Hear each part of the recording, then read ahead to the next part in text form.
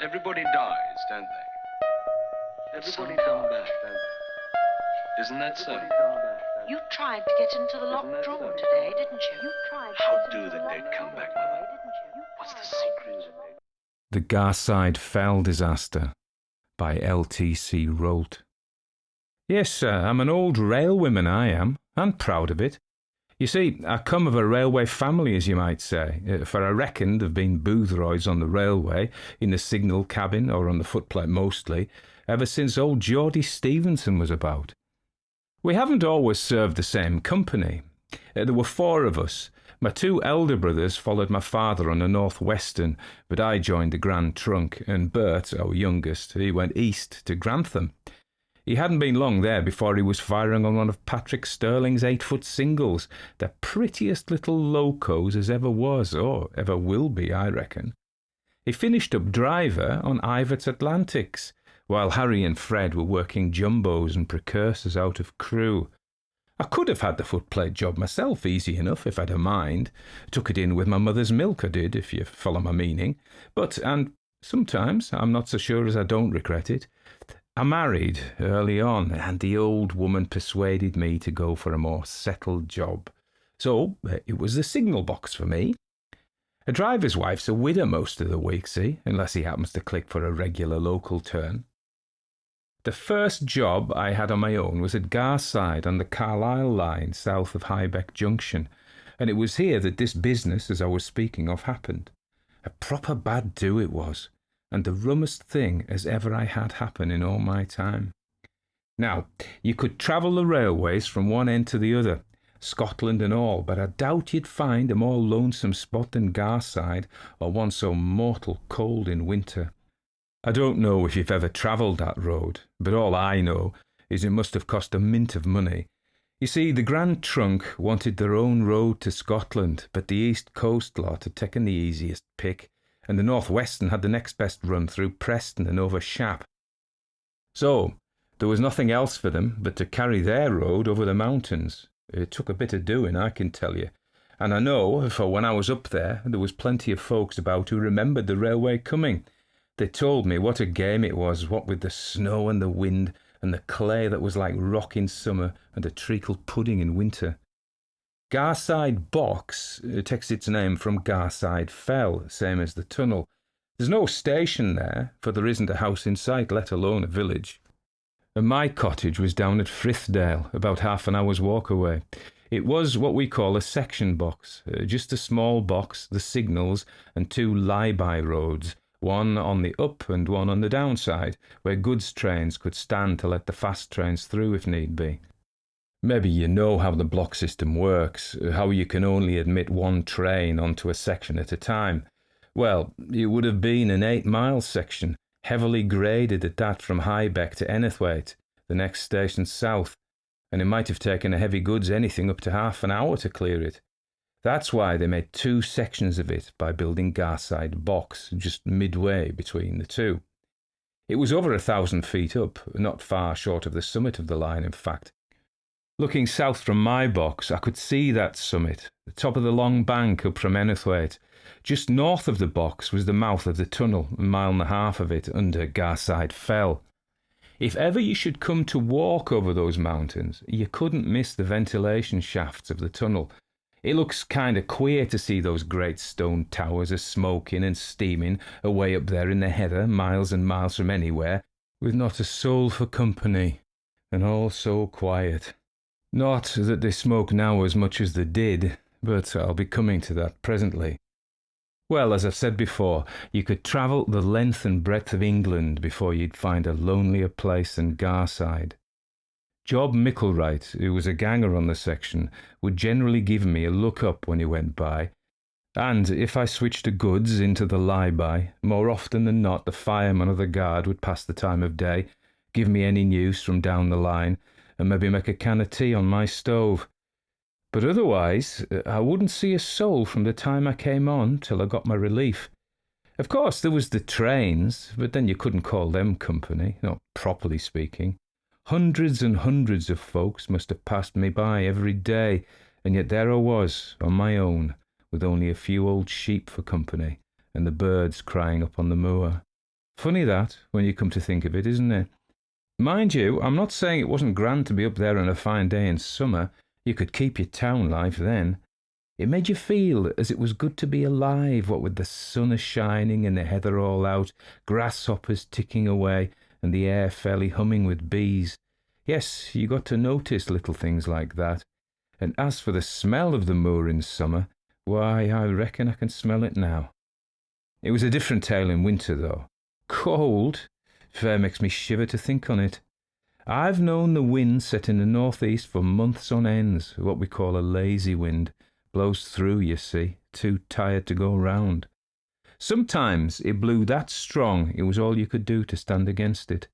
More than once I had the glass of my windows blown in, and there were times when I thought the whole cabin was going, what with the roaring and rattling and shaking of it. Just you imagine climbing a signal ladder to fix a lamp in that sort of weather. It wasn't easy to keep those lamps in, I can tell you. Then there was the snow. You don't know what snow is down here in the south.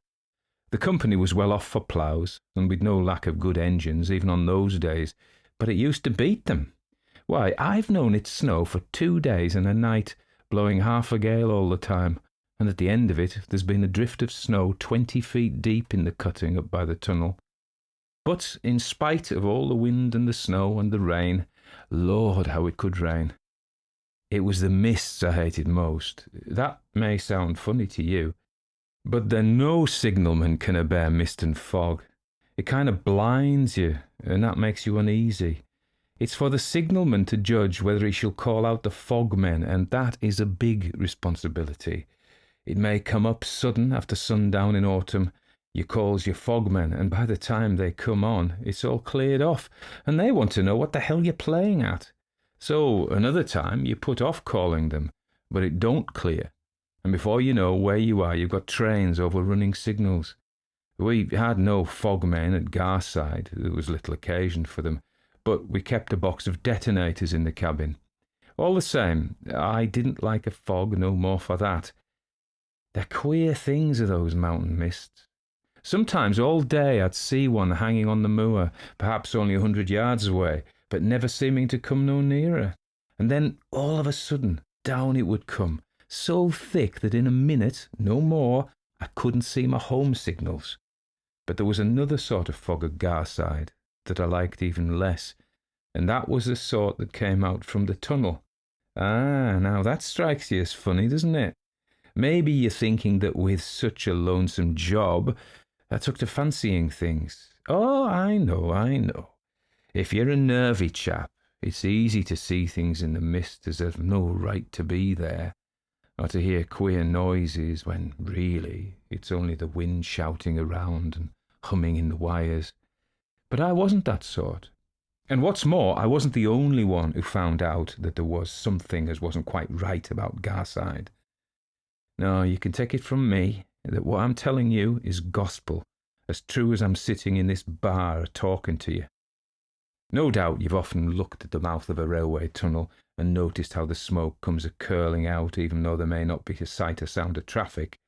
Well, the first thing I noticed about Garside Tunnel was that for all its ventilation shafts, it was the smokiest hole I'd ever seen. Not that this struck me as queer, at least not at first. I remember, though, soon after I came there, I was walking up from Frithdale one Monday morning for the early turn, and saw that number 2 shaft way up on the fell was smoking like a factory chimney. That did seem a bit strange, for there was precious little traffic coming through on a Sunday in those days. In fact, Garside Box was locked out, and they worked the full 8-mile section. Still, I didn't give much thought to it until one night about 3 weeks later. It was almost dark, but not so dark that I couldn't just see the tunnel mouth and the whitish-looking smoke sort of oozing out of it.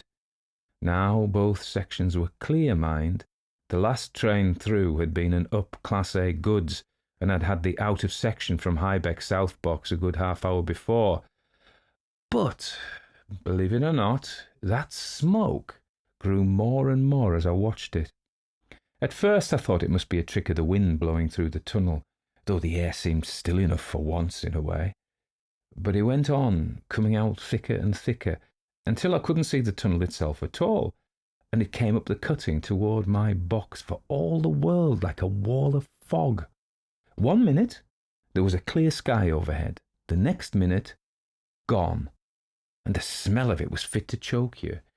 The railway tunnels are smelly holes at the best of times, but that smell was different somehow, and worse than anything I'd ever struck. It was so thick round my box that I was thinking of looking out my fog signals when a bit of a breeze must have got up, for on a sudden it was gone as quick as it came. The moon was up, and there was the old tunnel playing in the moonlight, just smoking away innocent-like as though nothing had happened. Fair made me rub my eyes. "Alf," says I to myself, "you been dreaming." But all the while I knew I hadn't. At first I thought I'd best keep it to myself, but the same thing happened 2 or 3 times in the next month or so, till one day, casual-like, I mentioned it to Perce Shaw, who was my relief. He'd had it happen too, it seemed, but like me, he hadn't felt like mentioning it to anyone. "Well," I says to him, "it's my opinion there's something queer going on, something that's neither right nor natural. But if there's one man who should know more than we do, it's Job Micklewright. After all," I says, "he walks through the blinking tunnel." Job didn't need much prompting to start him off. The very next morning it was, if I remember rightly, the old tunnel was smoking away as usual when out he comes. He climbs straight up into my box, blows out his light and sits down by my stove, warming himself, for the weather was sharp. "Cold morning," I says. "Ah," he says, rubbing his hands, "strikes cold, it does, after being in there." "Why?" I asks. "Is it that warm inside there, Job?" "Certainly looks pretty thick. Reckon you must have a job to see your way along." Job said nothing for a while, only looked at me a bit old-fashioned, and went on rubbing his hands. Then he says, quiet-like, "I reckon you won't be seeing much more of me, Alf." That surprised me. "Why?" I asks. "'Cause I've put in for a shift," he says. "I've had enough of this beat." "How's that, Job?" I says. "Don't you fancy that old tunnel?" He looked up sharp at that. "What makes you talk that road?" he asks. "Have you noticed something too, then?" I nodded my head and told him what I'd seen, which was little enough, really, when you come to weigh it up. But Job went all serious over it. "Alf," he says, "I've been a good chapel man all my life. I never touch a drop of liquor. You know that. And you know as I wouldn't tell you the word of a lie. Well then, I'm telling you, Alf," he says, "as that tunnel's no fit place for a God-fearing man. What you've seen's the least of it.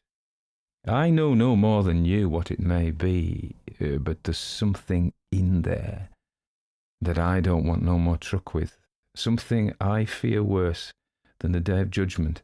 It's bad, and it's getting worse. That's why I'm going to flit." First I noticed nothing funny except it was a bit on the smoky side and never seemed to clear proper. Then I found it got terrible stuffy and hot in there, especially between 2 and 3 shafts. Very dry it is in there, not a wet patch anywhere. And one day, when I dodged into a manhole to let a train by, I found the bricks was warm. "That's a rum do," I says to myself. Since then, the smoke, or the fog, or whatever it may be, has been getting thicker. And maybe it's my fancy, or maybe it's not. But it strikes me that there's queer things moving about in it, things I couldn't lay name to, even if I could see them proper. And as for the heat, it's proper stifling. Why, I could take you in now, and you'd find as you couldn't bear your hand on the bricks round about the place I know of. This last couple or 3 days has been the worst of all, for I've seen lights moving and darting about in the smoke, mostly round about the shaft openings. Only little ones, mind, but kind of flickering like flames, only they don't make no sound. And the heat in there's fit to smother you. I've kept it to myself till now. I haven't even told the missus, for I thought if I let on, folks would think I was off my head. What it all means, Alf, only the Lord himself knows. All I know is I've had enough. Now, I must say, in spite of what I'd seen, I took old Job's yarn with a pinch of salt myself, until a couple of nights after.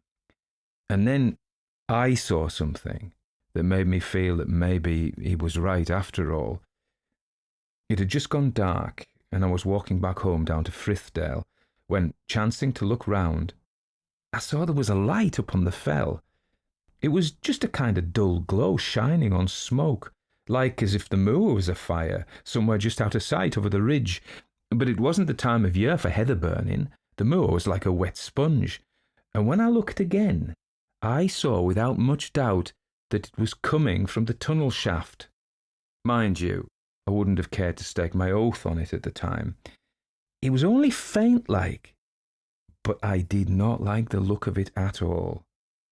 That was the night of February the 1st, 1897. I can tell you that because it was exactly a fortnight to the night of the Garside disaster, and that's a date I shall never forget as long as I live. I can remember it all as though it was yesterday.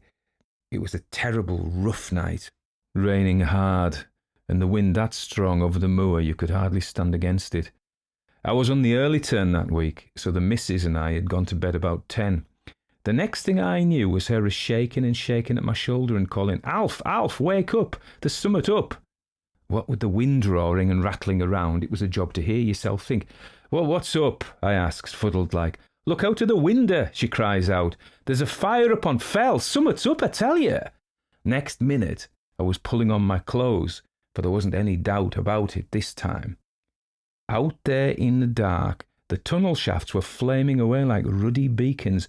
Just you try to imagine a couple of those old-fashioned iron furnaces flaring out on the top of a mountain at the back of beyond, and you'll maybe understand why the sight put the fear of God into us.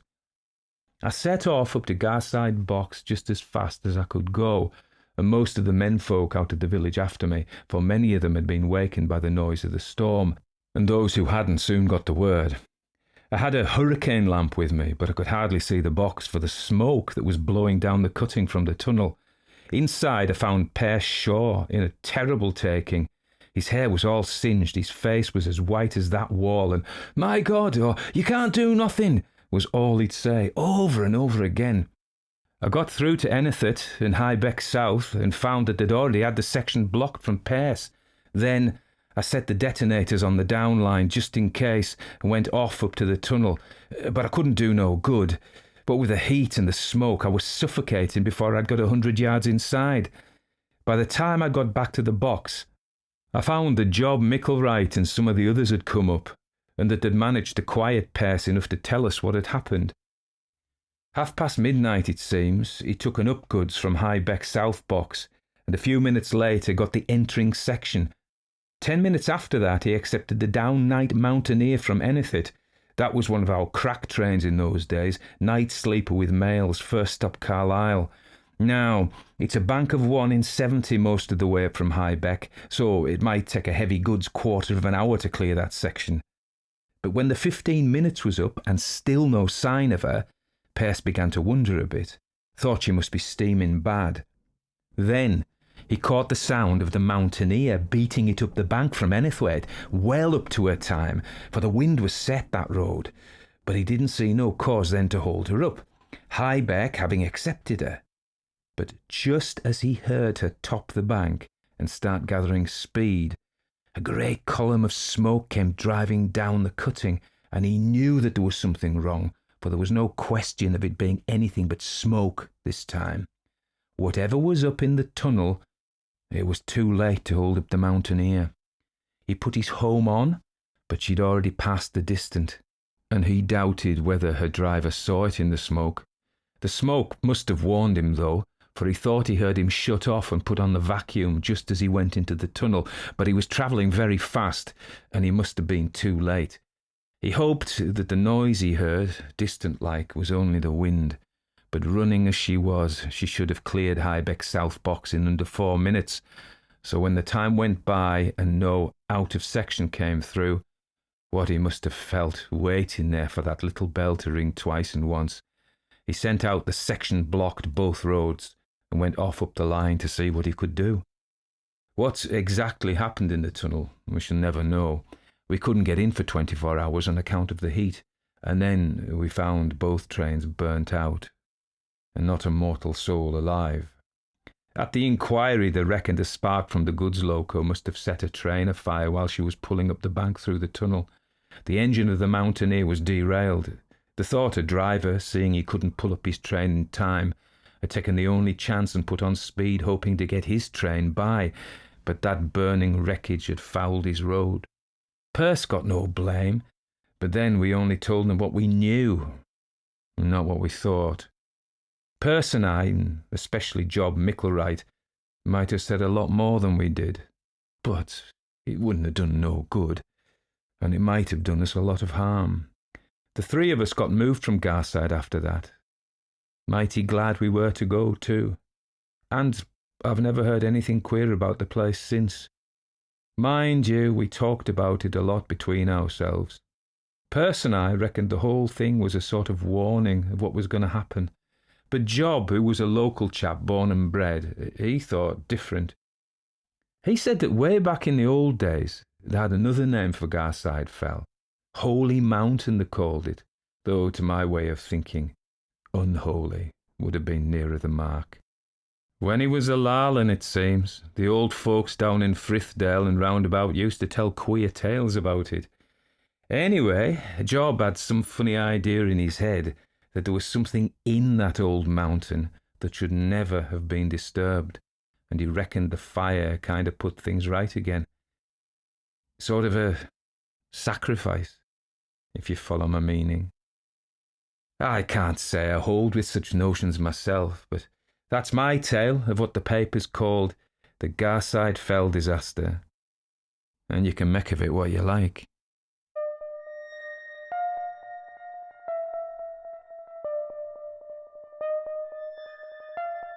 Everybody dies, don't they? Everybody come back, don't they? Isn't that so? You tried to get into the locked room today, didn't you? How do the dead come back, Mother? What's the secret? So that was the Garside Fell Disaster by L.T.C. Rolt, and it gave me a chance to be properly northern for a bit, rather than attempting to be posh. Okay, so L.T.C. Rolt was born Lionel Thomas Caswell Rolt on February 9th, 1910. He was an English writer known for his work in various genres. I've got a book by him about narrowboats, and also I've got this one, obviously, Sleep No More, which was his collection of ghost stories. So he's known, including ghost stories and non-fiction related to canals. I've just mentioned both of those. He is considered a prominent figure in the preservation and revival of the inland waterways of England.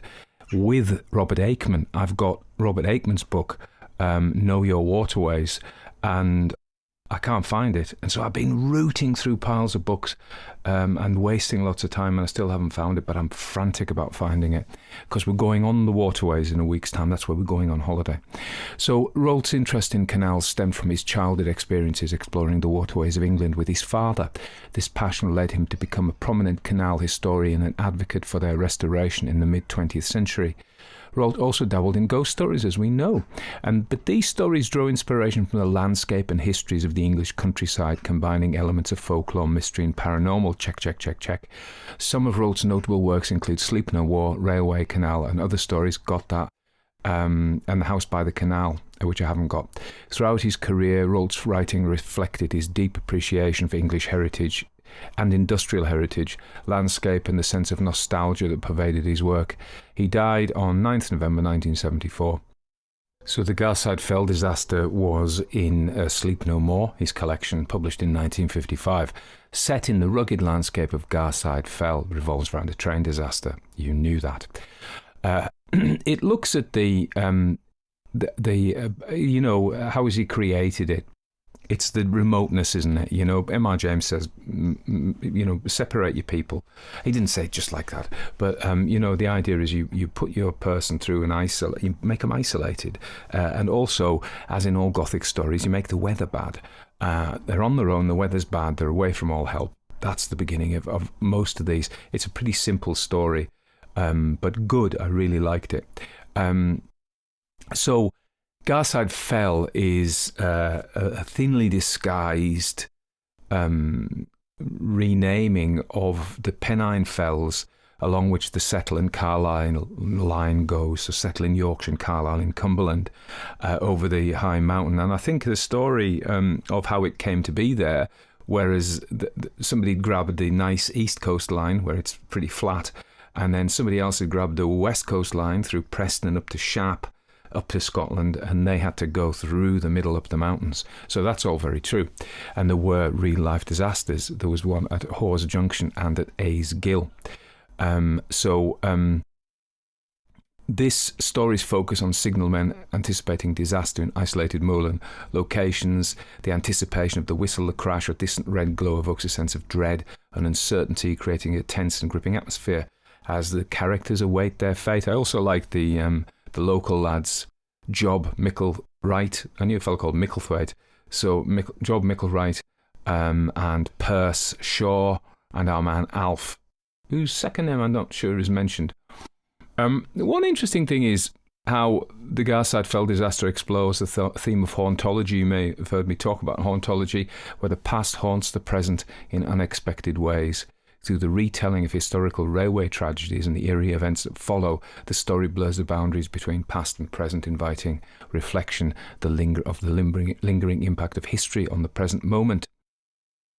Yeah, I think as we are reflecting on it, so he wrote it in 55, reflecting on the past, we are kind of double reflection. I talked about the real life disasters. It's a very scenic line. If you ever get the chance to go on it, you should. It's very pretty.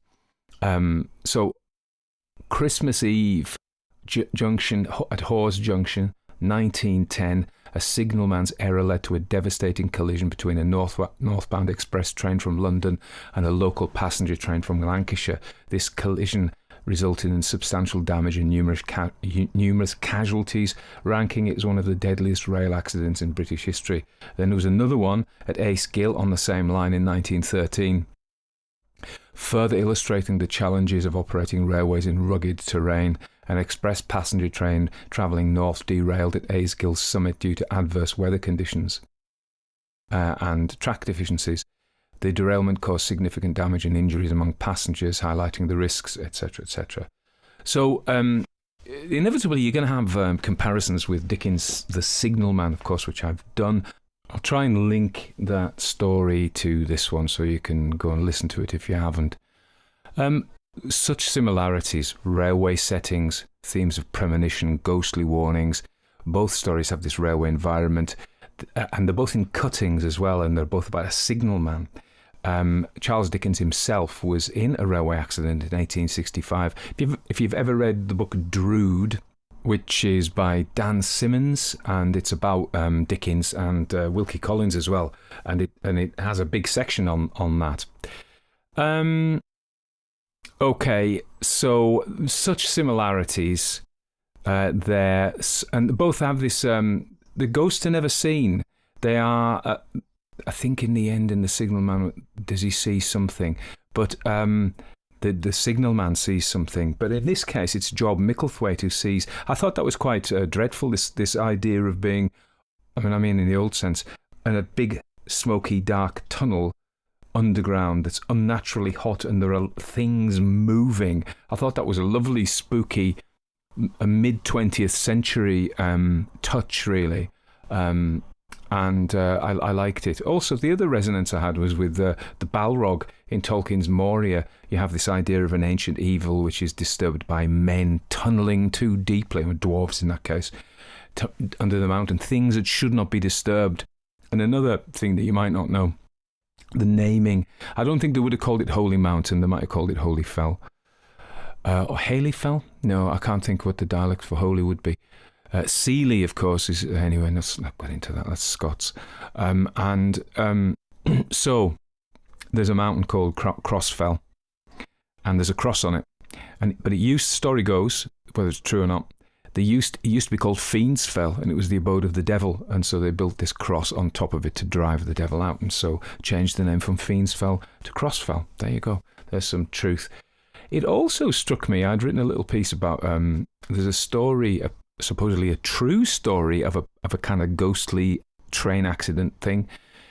A guy called Augustus Hare wrote a 6-volume autobiography, and you can read it on Gutenberg for free, called The Story of My Life, which was published in 1896, and he has got this story which he heard from a Mrs. T, who he didn't name, about a Dr. Watson. Now, Dr. Watson was a really famous doctor in the mid to late Victorian period. He was president of the Royal College of Physicians from 1862 to 1866. He was physician ordinary to Queen Victoria in 1870 when he was already 78. So the story goes that this Dr. Watson, who used to travel everywhere around the country to see his patients,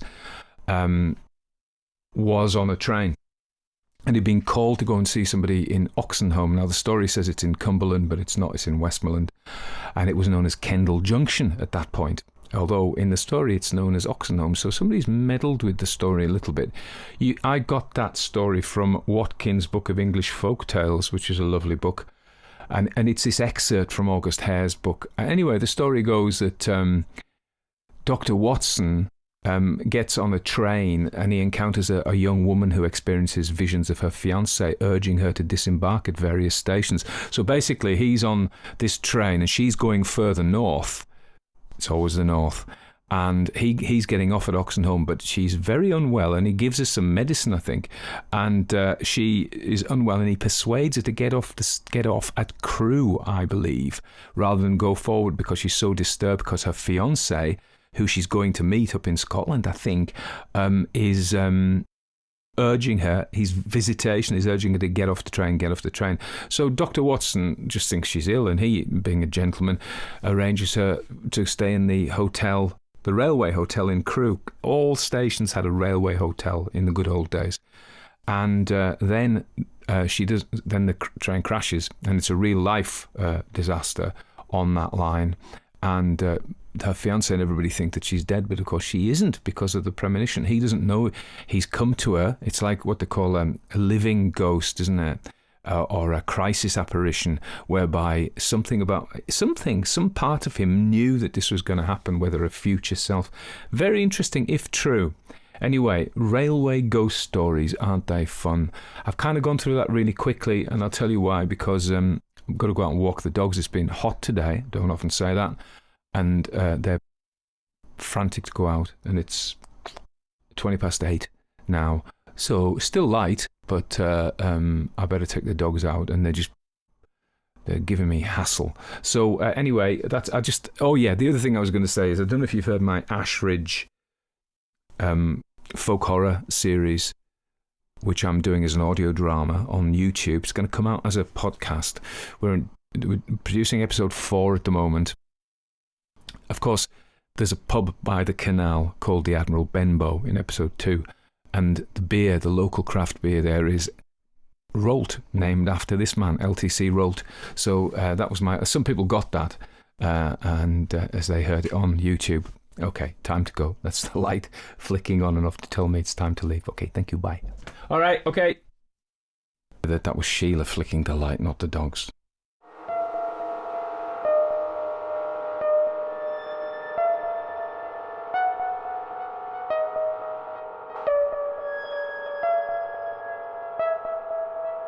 Everybody dies, don't they? Some come back, don't they? Isn't that so?